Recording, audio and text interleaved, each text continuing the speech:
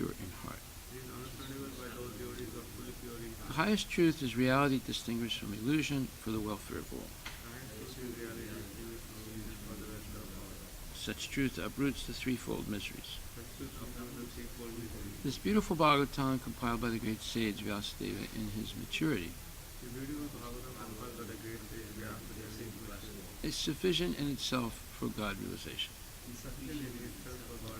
What is the need of any other scripture? When one attentively and submissively hears the message of Bhagavatam, by this culture of knowledge, the Supreme Lord is established within his heart. Nigama kalpatarur galitam phalam Sukhamukad amrita dravya samyutam Pibata bhagavatam rasam alayam Muhur aho rasika bhuvi bhavakaha. Oh, expert and thoughtful men, relish Srimad Bhagvatam. The mature fruit of the desired tree of Vedic literatures. It emanated from the lips of Sri Sukadeva Goswami. Therefore, this fruit has become even more tasteful. Although its nectarian juice was already relishable for all, including liberated souls. So we were talking about Canto 1, Chapter 9, text number 18. This Sri Krishna is no other than the inconceivable original personality Godhead. He is the first Narayana, the supreme enjoyer. But he is moving amongst the descendants of King Vrishni, just like one of us, and he is bewildering us with his self-created energy. The term self-created energy is very important because Krishna doesn't have to need anybody's help to be the source of energy. He self-creates everything. Just like you self-create many things from your body. Of course, you're not aware of how it's happening, but your body seems to be self-creating so many things. But in order to do that, you have to intake food. But Krishna doesn't have to intake anything to produce. His body contains everything. So that's another difference between us and Krishna. We have to intake things to produce things. Krishna is the source of everything. Okay, so in this, so Prabhupada says, here is an authority speaking about Sri Krishna. In other words, Bhismadev is an authority. He's a Mahajan. He's speaking about Sri Krishna as the original personality Godhead and the first Narayana. So that is the fact that Krishna is the source of Narayana. That's different than what the Sri Vaishnavas say. They say that Narayana is the source of Krishna. But actually that's not true. Here is an authority speaking about Sri Krishna as the original personality of Godhead and the first Narayana. Even such an impersonalist as Acharya Sankara has said in the beginning of his commentation on the Bhagavad Gita that Narayana, the personality of Godhead, is beyond the material creation. So that means that Narayana is transcendental to material creation. He's not a product of matter. His body is not material. He's not conditioned by the modes of material nature. Therefore, Sankaracharya is also an Acharya, even though he did teach the Mayavad philosophy, but he correctly understands that Narayana is transcendental. Whereas the followers of Sankaracharya say that whenever Krishna appears in this world, or any incarnation of the Lord, their bodies are material. So they don't even follow their own Acharya. And he says this in his Bhagavad Gita Bhasya, or his commentary on Bhagavad Gita. So Sankaracharya also wrote a commentary on Bhagavad Gita. The universe is one of the material creations, but Narayana is transcendental to such material paraphernalia. Bhismadeva is one of the 12 Mahajans who knows the principles of transcendental knowledge. His confirmation of Lord Sri Krishna as being the original personality of Godhead is also corroborated by the impersonalist Sankara.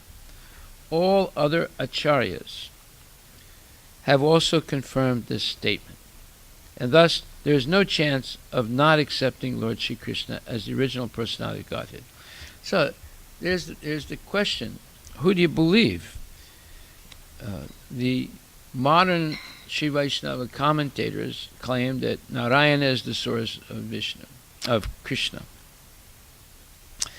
But the person who taught the Vishnu Sahasranam Stotram, which is one thing that the Sri Vaishnavas repeat every day, he doesn't say that. So who do you believe? You see, we should believe the Mahajans, the great authorities. Bhisma is an authority. He actually saw Krishna. So he's an authority beyond reproach. Bhismadev says that he, meaning Sri Krishna, is the first Narayana. This is also confirmed by Brahmaji in the Bhagavatam, 10:14:14. So let's look that up. 10:14:14. Huh? Yes. Krishna is the first Narayana in the spiritual world. How many times did Prabhupada repeat this now? It says, Bhismadev says it in the verse.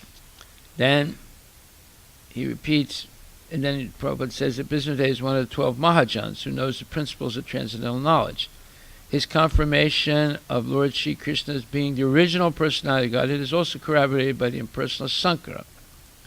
All other acharyas have also confirmed this statement, and thus there is no chance of not accepting Lord Sri Krishna as the original personality of Godhead. Bhismadeva says that he is the first Narayana. So he's repeating this over and over again, right? This is also confirmed by Brahmaji in the Bhagavatam, 10:14:14. What does it say? 10:14:14. You have it? Yeah. Okay, what does it say?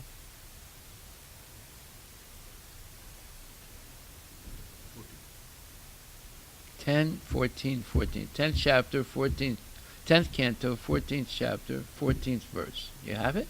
So the translation line is 10:14. Say, speak louder. Are you not the original Narayan, O Supreme Controller, since you are the soul of every embodied being and the eternal witness of all created realms? Indeed, All created what? realms. What? Realms. What? Realms. Realms. Yeah, what did you say? You said realms? That's not English. Realms. You have to learn English. Go ahead. Indeed, Lord Narayan is your expansion and he is called Narayan because he is the generating source of all the celestial water of the universe. He is the real, not a product of your illusory Maya. Right, so the Mayavadis say that Krishna is the product of the illusory Maya. You see? So, but Brahma doesn't only say it in 10:14:14. He also says, Ishwara Parama Krishna Satchitananda Vigraha Nadiradir Govinda Sarvakarana Karanam. Ishwara Parama Krishna, the supreme controller, the supreme Ishwara, is Krishna. He names him. Satchitananda Vigraha. He has a body made of eternity, bliss, and knowledge, not matter. Anadir Adir Govinda. Anadi. He's never born. Adir, he's the oldest, and his name is Govinda. And Sarvakarana Karanam, he's the cause of all causes. There's nothing beyond him. So Brahma twice confirms this. Once in the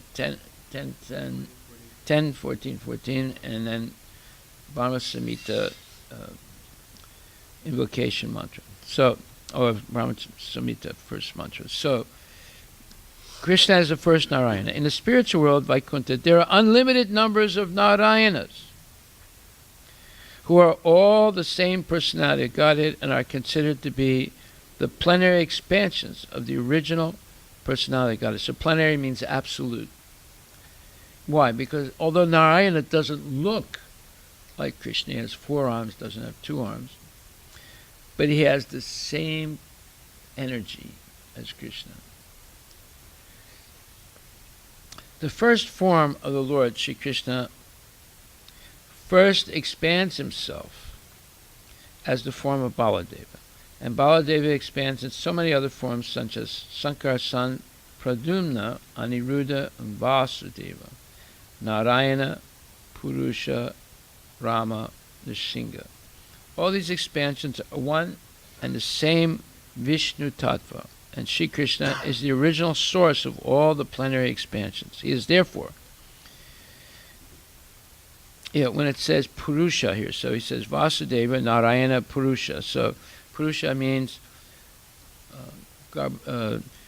Shirodakshay, Karanadakshay Vishnu, Garbhadakshay Vishnu, and Shirodakshay Vishnu. And then Rama and Nrsimha, these are incarnations coming from Shirodakshay Vishnu. So that is the sequence of the expansion of Krishna. It's Krishna, the origin of everything, and first expansion is Baladev, and then Baladev expands the first Chaturvyuha, Sankar San, Pradyumna, Aniruddha, Vasudeva, and then from that first Sankar San, Narayana expands, and from Narayana the second, and then also the second Chaturvyuha, and then the Purusha avatars, and then the 6 types of other avatars are expanded. Purusha avatars is one of the 6. Okay. So he is therefore the direct personality of Godhead, meaning Krishna. He is the creator of the material world. And he is the predominating deity known as Narayana in all the Vaikuntha planets. So he creates by the Purusha avatars, Karnadakshay Vishnu, Garbhadakshay Vishnu, and Shirodakshay Vishnu, creates and destroys, maintains and destroys. And so he's in this material world in the Vishnu avatars and Vishnu expansions. And in the spiritual world, he's present as Narayana in all the Vaikuntha planets. And in Goloka Vrindavan, he's present in his original form as Sri Krishna. Therefore, his movements amongst human beings are another sort of bewilderment. The Lord therefore says in the Bhagavad Gita that foolish persons consider him to be one of the human beings without knowing the intricacies of his movements. So, avyaktim vyaktim apanam manyate mam abudaya param bhava marjananto amavyayam anuttamam. So that verse, 7th chapter, 24th or 5th verse, he says that foolish people think that I was impersonal first and then have become person, and so forth. They don't know my eternal, inexhaustible energy, and so forth. So the bewilderment regarding Sri Krishna is due to the action of his 2-fold internal and external energies upon the third one, called the marginal energy. So he has Yogamaya as internal energy and Mahamaya as external energy. Both of those energies bewilder the living entity. The Yogamaya energy sometimes manifests Krishna's original form and sometimes hides it. And Mahamaya energy puts the living entity in bewilderment, by which they go farther away from Krishna. In the spiritual world, sometimes the inhabitants of Goloka see Krishna as a Supreme Personality of Godhead, and sometimes they think he's just their child or their friend. So the bewilderment regarding Sri Krishna is due to the action of his 2-fold internal and external energies upon the third one, called the marginal energy. We're the marginal energy because we have a choice either go back to Godhead or stay in the material world. The living entities are expansions of his marginal energy, and thus they are sometimes bewildered by the internal energy and sometimes by the external energy. By internal energetic bewilderment, Sri Krishna expands himself into unlimited numbers of Narayanas and exchanges or accepts transcendental loving service from the living entities in the transcendental world. And by his external energetic expansions, he incarnates himself in the material world amongst the men, animals, or demigods to reestablish his forgotten relationship with the living entities in different species of life. Great authorities like Bhisma, however, escape his bewilderment by the mercy of the Lord. Haribol. So you see, this is a very profound purport. We've spent 3 days talking about it. We could spend more days talking about it. And the purport to 10, 14, 14 is a long one, I think. What? It doesn't matter. He didn't write the whole 10th canto. He only wrote the first couple of. No, he didn't write all the 10th canto. But it doesn't matter as long as they rely on the previous acharyas' commentaries and Prabhupada's commentaries to write that. But it does say like what Prabhupada commented. Yeah. Is it a long purport? No, it's a short one. Okay, read it. Let's see what he says. So, purport. In the Chaitanya Charitamrita Adi Leela chapter 2, text 30, Srila Prabhupada comments on this verse as follows. 230? 230. Adi Leela 230. This statement, which is from Srimad Bhagvatam 10:14-14, was spoken by Lord Brahma in his prayers to Lord Krishna after the Lord had defeated him by displaying his mystic powers. Brahma had tried to test Lord Krishna to see if he was really the Supreme Personality of Godhead, playing as a cowherd boy. Brahma stole all the other boys and their calves from the pasturing grounds, but when he returned to the pastures, he saw that all the boys and calves were still there, for Lord Krishna had created them all again. When Brahma saw this mystic power of Lord Krishna's, he admitted defeat and offered prayers to the Lord, addressing him as the proprietor and seer of everything in the creation and as the super soul who is within each and every living entity and is dear to all. That Lord Krishna is Narayana, the father of Brahma. Because Lord Krishna's plenary expansion, Garbhodakshaya Vishnu, after placing himself on the Garbha ocean, created Brahma from his own body. Mahavishnu in the causal ocean and Shirodaya Vishnu, the super soul in everyone's heart, are also transcendental expansions of the Supreme Truth. In his commentary on this verse, Srila Sanatana Goswami has elaborately explained the expansion of the Vishnu or Narayana, incarnations from the original form of Godhead, Lord Shri Krishna. The essence is that although Lord Brahma was born from Lord Narayana, Brahma now understands that Narayana is himself a mere expansion of the original personality of Godhead, Lord Shri Krishna. There you go. You see? So the Shri Vaishnavas say, no. Krishna is an expansion of Narayana. Narayana is the original God. So Narayana is God. He's not different than Krishna, but he's an expansion of Krishna. He's not. Narayana is not the origin of everything. Therefore, Krishna says, "Aham sarvasya prabhava matak sarvam bhavartate." I am the origin of everything material and spiritual. Okay, so we'll stop right there. For Garbhodaya Vishnu is expression of Narayana. That's what There's no difference between Narayana and Vishnu. The only difference is Narayana is in the Vaikuntha planets and Vishnu expansions are in the material world. That's the only difference.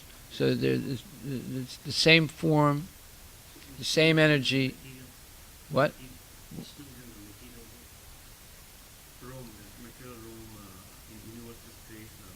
Yes, yes. Yeah, the Vishnu forms are non-different than the Narayana forms, but they're in the material world.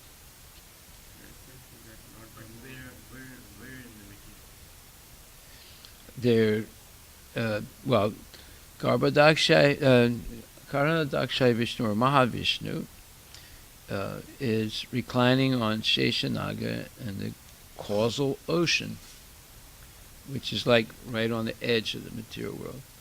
And then he when he exhales, every let's say molecule of his exhalation is one universe, material universe. And he expands himself as Garbhodakshay Vishnu that enters each one of those universes, and he exudes the Garbhodak ocean that fills half the universe. In the universe is like a globe, right, with 7 coverings, and in the inside he enters, and then he reclines also on Sheshanaga, and Lakshmi is massaging him, his feet, and from his navel grows a stem of a lotus flower, and the top of the stem is a whorl, or the lotus flower, and there he expands Brahma as a mental creation, and Brahma is born like that. He doesn't need the help of Lakshmi to produce. And then the material universe is in the stem of that lotus flower. And Brahma is confused because it's before the material creation takes place. He doesn't see anything, doesn't know who his father or mother is. So he goes back and he goes through that stem. He doesn't see anything. So he goes back and begins to meditate. And eventually he hears Krishna's flute. And then he becomes self-realized. He realizes that he's the eternal servant of Krishna, and that he must engage in austerities to receive the knowledge of how to not begin, but how to put the material nature into action. And then he receives that knowledge, he understands he's the eternal servant of Krishna, and now he becomes the secondary creator. First creator is Krishna. He creates earth, water, fire, air, ether, mind, intelligence, and then the souls.